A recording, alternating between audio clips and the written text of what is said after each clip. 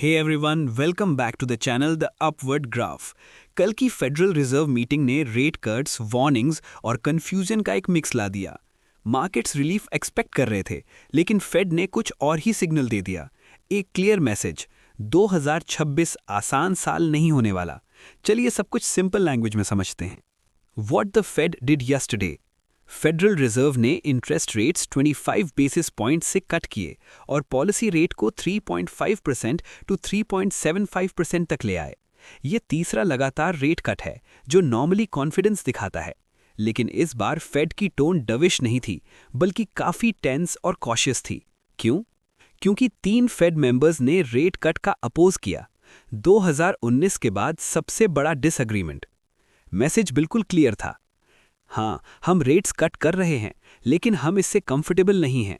इससे 2026 के लिए अनसर्टेनिटी का एनवायरनमेंट बन गया। What's worrying the Fed. Fed chair Jerome Powell ने 3 बड़ी कंसर्न्स एक्सप्लेन की। 1, यूएस इकोनॉमी स्लो हो रही है, जॉब ग्रोथ वीक हो रही है, अनएम्प्लॉयमेंट बढ़ रहा है और बिजनेसेस हायरिंग को स्लो कर रहे हैं। 2, इन्फ्लेशन टारगेट से ऊपर अटकी हुई है, मल्टीपल रेट हाइक्स के बाद भी प्राइसेस उतनी फास्ट नहीं गिर रहे। 3, political and data chaos. Recent US government shutdown की वजह से फेड के पास प्रॉपर इकोनॉमिक डेटा नहीं था, मतलब वो हाफ ब्लाइंड सिचुएशन में डिसीजन ले रहे थे। पावल ने एक स्ट्रॉन्ग लाइन बोली, we don't have a risk free option right now, यानी चाहे रेट कट करें या होल्ड रखें, दोनों साइड रिस्क है। How global markets reacted. Wall Street का रिएक्शन मिक्स था। बॉन्ड यील्ड्स गिर गए, स्टॉक्स पहले ऊपर गए, फिर थोड़े कूल हो गए, डॉलर थोड़ा वीक हुआ, लेकिन सबसे बड़ा impact emerging markets including India पर पड़ा। नॉर्मली रेट कट का मतलब होता है कि foreign investors high growth countries में पैसे भेजते हैं, लेकिन इस बार सीन अलग था। What this means for India. India एक ट्रिकी पोजीशन में है। Yesterday's Fed cut technically positive होना चाहिए, लेकिन 2025 भर एफपीआईज इंडिया से कैपिटल विड्रॉ करते आए हैं। क्यों? 1, इंडियन स्टॉक्स महंगे हो चुके हैं, valuations near all time high. 2, रुपी वीक हो गया है, वीक आईएनआर इक्वल्स टू एफपीआईज के डॉलर रिटर्न्स रिड्यूस हो जाते हैं।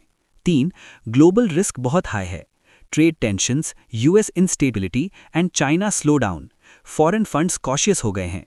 बड़ा सवाल, क्या फेड का ये रेट कट एफपीआईज को 2026 में वापस लाएगा? आंसर, अभी तुरंत नहीं, पर अगर रुपी स्टेबल हो जाए और वैल्यूएशंस थोड़े कूल हो जाएं तो मिड 2026 तक फ्लोज इंप्रूव हो सकते हैं। गुड न्यूज़, डीआईआईज अभी भी इंडियन मार्केट को स्ट्रॉन्ग सपोर्ट दे रहे हैं। Sector impact in India. कौन से सेक्टर्स को सबसे ज्यादा बेनिफिट मिलेगा? 1, banks, cheap money equals to ज्यादा लोन्स इक्वल्स टू ज्यादा क्रेडिट ग्रोथ। बैंक्स हमेशा रेट कट साइकिल के बिगेस्ट विनर्स होते हैं। 2, IT sector, weak dollar margins improve करता है, लेकिन US recession fears client budgets को प्रेशर में रखते हैं। 3, real estate, lowest rates equals to fastest demand growth, housing demand 2026 में बूस्ट हो सकती है। 4, ऑटोज, चीप ऑटो लोन्स से सेल्स बढ़ेंगे, रूरल डिमांड अभी भी अनसर्टेन फैक्टर है। Crypto market reaction, crypto traders इस मीटिंग का इंतजार कर रहे थे, सबको बड़ा रैली एक्सपेक्ट था, लेकिन कुछ और ही हुआ। बिटकॉइन, प्राइस जल्दी स्पाइक हुआ, फिर ट्रेडर्स ने प्रॉफिट बुक किया। बीटीसी अभी वॉलेटाइल जोन में है, अगर 2026 में लिक्विडिटी बढ़ी तो मोमेंटम वापस आ सकता है। इथीरियम, स्ट्रॉन्गर स्ट्रक्चर और एक्यूमुलेशन जोन दिख रहा है, शॉर्ट टर्म में ईटीएच बीटीसी से बेटर परफॉर्म कर सकता है। The silent bombshell, Fed ends QT. सबसे बड़ा सरप्राइज रेट कट नहीं था, बल्कि ये था कि फेड ने क्वांटिटेटिव टाइटनिंग ऑफिशियली एंड कर दिया। जनवरी 2026 से फेड हर महीने ट्रेजरी बिल्स परचेज करेगा। सिंपल वर्ड्स में, सिस्टम में ज्यादा लिक्विडिटी आ रही है। This is bullish for stocks, risk assets, crypto and emerging markets like India. बस एक रिस्क, अगर इन्फ्लेशन फिर से बढ़ गया तो फेड फिर से अग्रेसिव हो जाएगा। Outlook for 2026। रियलिस्टिक पिक्चर ये है, रेट्स धीरे धीरे और गिर सकते हैं, मार्केट्स डिफेंसिव सेक्टर्स से ग्रोथ सेक्टर्स की तरफ रोटेट करेंगे, क्रिप्टो लिक्विडिटी ड्रिवन होगा, इंडिया को बेनिफिट तभी मिलेगा जब एफपीआईज वापस आएंगे और रुपी स्टेबल होगा। कंक्लूजन, तो ये था कंप्लीट ब्रेकडाउन कल की फेड मीटिंग का।